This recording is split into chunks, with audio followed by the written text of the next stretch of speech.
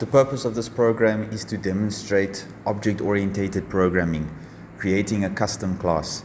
We have a program here that's going to let the user select a star and then provide information about that star. But we're going to do it using the programming technique of object-oriented programming. So jumping straight in, we have our class T star, and we're starting by creating our constructor. And most of the time, if not always, we call our constructor create. We have to have at least one constructor in our class. It's what starts the whole thing off and gets it going. They use the big word instantiate, but to keep it simple, it basically gives the default values for the class. The class has its attributes, it gives the default values, and then you go on your way with doing whatever else you want. So this constructor create, we have 4 parameters coming in. Even though there are 5 attributes, we're just going to set the F navigational status to false by default, so it doesn't have a parameter coming in, but the other ones all have the first 4 that you can see over there. So the layout is the same. It's always the same. It's really simple. You always start with your private attribute and you make it equal to the parameter. Don't worry about what the parameter is right now. Don't worry about what value it has right now. It's going to come from somewhere else. We're just preparing for that. So F name equals name, F constellation equals constellation, and so on. Moving on, we are now creating a get method or an accessor method. These are always functions, so it's easy to remember. Get or accessor, you know it's going to be a function. This particular one is simply going to return the value of the private attribute, F constellation. That's usually what get methods do. So we simply just say result is equal to the private variable. The purpose of this is to take the private variable, the value of it, and send it to whoever needs it on the main program. Next up, we have a set method, which is almost the opposite of a get method.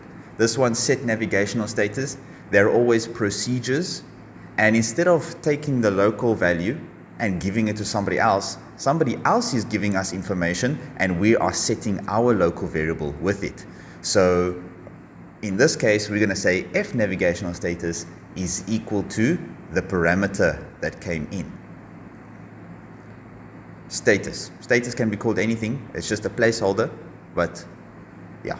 So we're setting the private variable over there. Next up, we have a auxiliary method, which means just any method that does something. It's not like a get or a set. This one is a function because we have to return a string. We have to return a value. Remember, functions return values, and procedures, they don't necessarily return a value. They might do work, but they don't return a value. So this one, we must return a string, the description of the visibility of a star. Hence the data type for the determined star function is string. So this one, we're just going to use some nested loops. I'm not going to spend time on explaining how this is. This is grade 10 stuff, really. But the gist of it is that there are 4 different options. If the distance to the star is less than 80 light years, it is clearly visible. And then we see result is equal to clearly visible. Now you can say result more than once in a method. It's just that only one result should ever be valid.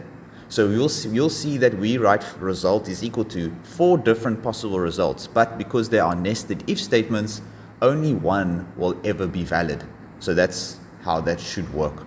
The second option is if the distance is between 80 and 900 light years, we look at the magnitude. If the magnitude is less than 2, then we're going to say result is equal to blah, blah, blah. Hardly visible to the naked eye. There we go. And the next one after this is going to be same distance, but with a magnitude of 2 or more. So that's why I say else there. You can say else if and say magnitude bigger than or equal to 2, but there's only 2 options for magnitude inside this particular distance range, so else on its own is fine. Just a reminder, when you want to use else, you can only use else on its own if it's the last option. Otherwise, you have to say else if, else if, else if. Then the last option there in the entire nested if statement is if it is more than 900 light years with any magnitude. So we can just say else there because it is the last option. All right, so only one of those results will ever go through. The last one here that we're doing in our method is a toString function. toString is always a function and it always returns back a string. All right, so that's something that you can memorize. And the purpose of a toString function is simply to return the values of the attributes in the class. So we're only going to be referring to the f variables here, f name, f constellation, so on and so forth. We do want to format it in a nice, neat way.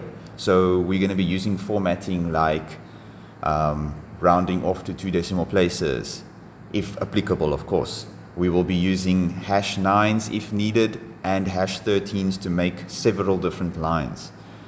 So we're trying to make it neat, but the purpose, again, you'll see there's no other variables here like s name or s or I or anything. It's just the private variables. F name belongs to f constellation, #13 for a new line. The star has a magnitude of, and because magnitude is a real and our function is returning a string, we have to convert it to a float. Now, they did not specify any rounding off for magnitude, so I just said float to string. And the last one, I think, is the distance, which is an integer. So we'll be converting that from an int to a string. After we're done with this one, we're basically done with the class. Once we're done with the class, we can move on over to the main program where we can use the class. So I'm going to speak a little bit more about what is the purpose of having a class. Why do we use this programming technique called object-oriented programming? I know for now, at this level, it seems like it just complicates things more than what it needs to, but it is something that scales up very well. So we're just learning how to use it here. Anyways, back to the toString. So we have a condition. If the navigational status is true, we're going to add a certain line onto the end of our toString, and if it is false, we're going to add another line. So that's why I've just put the initial chunk of the display into S line, so that we can just say result is equal to S line plus, and we just add on the little piece that we want to in the end. So you can see there, if the status is true, we're saying blah, blah, blah. Else, meaning if navigation status is false, we are adding on another line at the end instead. And that's it. So we have two results once again in toString, but it's in a conditional statement. So only one of those results will ever be valid. So there's our main form. We have a combo box called CBX star, where they're going to select a star from, and our rich edit. Inside of our button, we're going to now instantiate, big word, but it just basically means we're going to set up our class by giving it the information it needs. First things first, let's collect our input. So the user is going to select a star from the checkbox. So I'm creating a variable to hold that, sSelected star. The way that you're going to see that we collect something from a combo box, this is the best way. I know that you can say cbx star dot items dot text or whatever, but there's ways for users to circumvent that. This way, you can see with the item index is the most accurate and most foolproof way to select something from a list box or a combo box, etc. Next up, we are going to, if I remember correctly, we are going to set up our text files now. There's one text file, you'll see in just a minute, I'm sure. But the text file has all the information about the star. There we go. So star data.txt, and every fifth line, 1, 2, 3, 4, 5, or every sixth line is a new star, including the blank. The blank is still a line, even though there's no information there. So we're going to have to account for that. For every iteration of our while loop, we're going to have to read line 5 times. So now I'm going to make the variables to extract all the information from the text file. So we need the name of the star is first, then the magnitude, then we have the distance in light years, and lastly we have what constellation that star belongs to. And yes, I know distance is an integer and magnitude is real, but we're just collecting it from the text file for now. We will do the conversions when we need to. So first we have our sine file as always. Hope this is not too strange. For most of the matrics, it's probably been a while since they touched text files, and especially arrays, which we'll see in a minute. So there we got our assign file, T stars, and we're going to just check to make sure that the file is existing and in the right place. We're going to reset it, of course, because we're reading from the text file. We're not writing anything to it, not in this program. If we can't find T stars, we're just going to show them a basic show message, nothing new, and we will exit the procedure if that's the case, because we don't want to continue if we don't have the text file. Next up, we need a while loop, right? So we're reading from a text file. We have to be using a while loop, a conditional loop, because we don't know how many lines there might be inside the text file. So while not EOF T stars, we're going to start by reading the first line of our text file over here. Read line from T stars, and we're going to throw that into S name, because the first line is the name of the star. Next one, read line again. So this is reading the second line now from T stars, and I think the second line is the magnitude. Yes.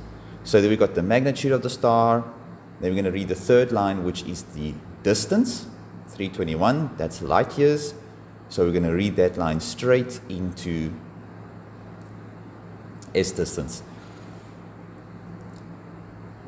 Usually in our while loop, especially for our text files, we have one read line statement. But now we need 5 lines altogether to take out one piece of information, right? So one star is spread over 5 lines. So even though this loop is going to go over and over all the time, we need to say read line 5 times, even for the blank space, which you can see there, S space. So even though we're not going to do anything with the space, we need to read it out so that the cursor moves down to the next star for the next iteration of the while loop. Okay, so we've got our information. Now, if we found the star we're looking for, because that's what's going to happen. The user selected a star from the combo box. We're now going to search the text file to see if we can find the star that was selected. If we do find it, so if the selected star is equal to what we just pulled out of the text file, then we're going to break out of the loop, because we don't want to carry on. And the variables that we just filled, S name, S magnitude, S distance, we don't want that to be overwritten by another star. So we've got the information we need. We break out the loop if it is the star that we're looking for. And now we have all the information we need to instantiate our class. So we say object star X, they've already created that for us, is equal to T star dot create. And now we enter the variables just like we did when we made the constructor on the other side in the T star class. It must be in the same order. So S name first, then S constellation, then the magnitude. So you can see there I'm converting it from a string to a float, S magnitude. Don't worry about that second parameter. That's because my computer was being funny. Just a normal string to float will be fine. And then the last one is the distance. So string to int. Right, remember there was only 4 parameters for our constructor. We have to do this at least once, and we have to do this before we can use anything else from the class. So this is step number 1 in terms of using the class in our program. So now that we've done this, we've done our object star X, we've done our constructor, we can now go and do anything else we want with the class. Next up is we need to check to see if our star is a navigational star or not. And so they have that nice array that you just saw over there, and that array has a name of all navigational stars. So if the name is there, it is a navigational star. If it's not, then it is a passive star. So we have to loop through the array, and we have to search the array for the name of the star to see if our star or the selected star is there or not. So we'll do a for loop from 1 up until the length of a navigational stars, which is 58. And we're going to see, right, is the selected star by the user is it equal to the particular box of the array that the loop happens to be on at that given moment? If it is the same, then we are going to tell the class that the star we are busy with is a navigational star. Remember, that was a Boolean value. It was one of the private attributes of the T star class. I think it was called F navigational status. So we're simply calling the object star X set navigational status method. All right, it's a set method, a mutator method, which is going to set it to true.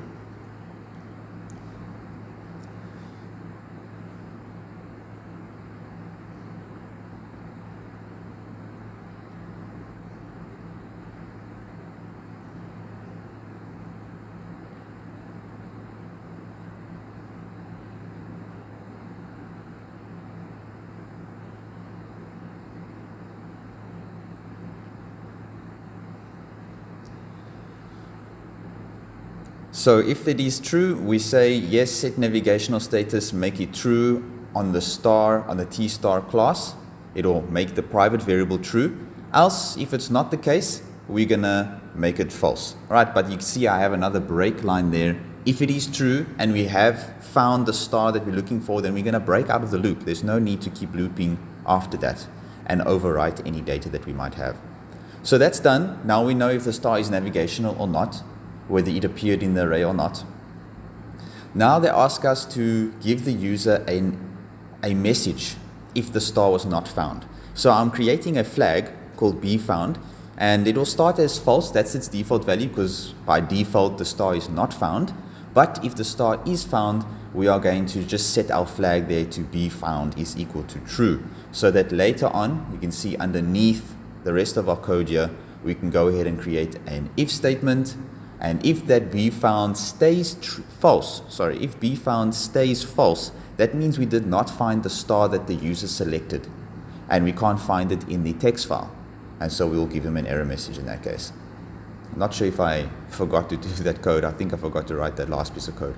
But anyways, we're moving on now to the display button, which is going to display all the information that we've just accumulated in our T star class. And so how do we display that? We simply call the toString function that we made earlier. Remember, the purpose of the toString function is to display all of the values in the private attributes in a nice, neat way. So that will be displayed into red display. Next up, we have to use a picture of the constellation. So we're just loading it from the file there. All of these pictures are in the same folder, and I'll actually make a mistake here. I need the name of the constellation, not the name of the star, in order to find the name of the picture, right? So there's different constellations, so I can't hard code a particular constellation. I need to get the name of the constellation from the star class, but I made a mistake and I accidentally took the name of the star, not the constellation. You can see I said get name instead of get constellation. So this is not going to work. The picture won't work, but the rest of it should. Yeah, there we go. Cannot find the file that we are looking for. Does not exist. Okay. But the rest of our information so far is there, as we can see. The light years, the magnitude, and whether it is a navigational star or not. So I think my light bulbs are going to click now, and I'm going to realize, wait a minute, these are constellations. These are not names of stars. So get name is not what we needed. We needed get constellation. There we go. So we can just change that.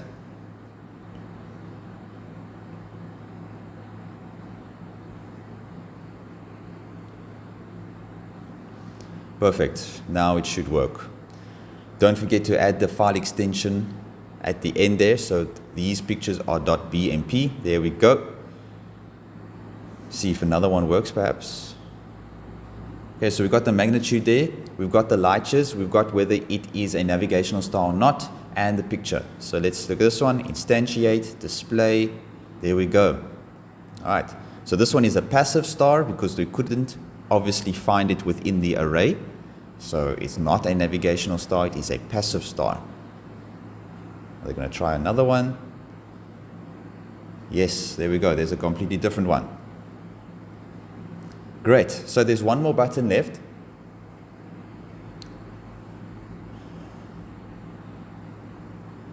The visibility one. This is where we're just going to state how visible the star is from Earth. And we made a method called determine visibility.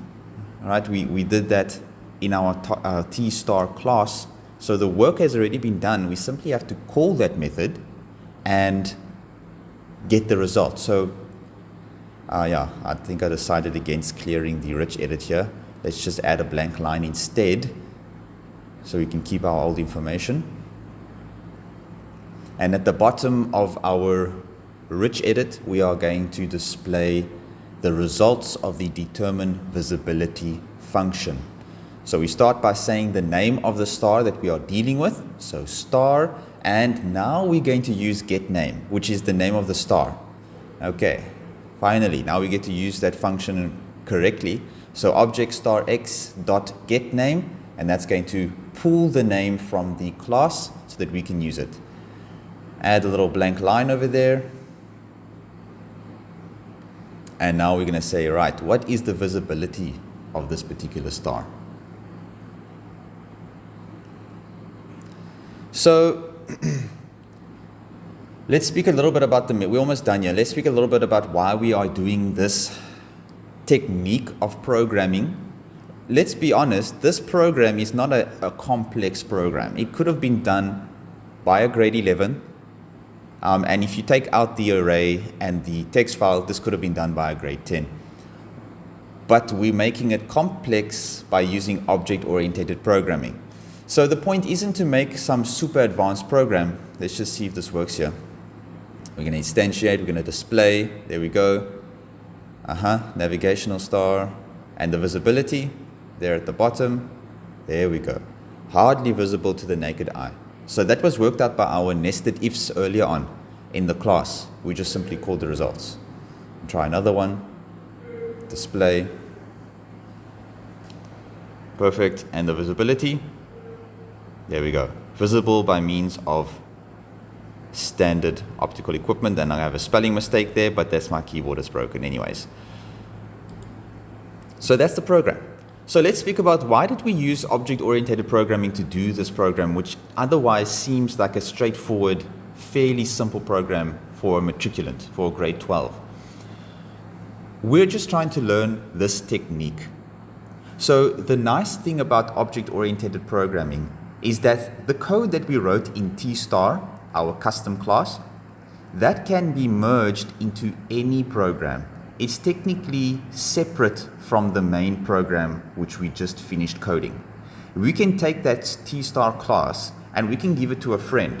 We can give it to whoever we want, and they can incorporate that functionality of our class into their program, even though they might not know how we got to our answers.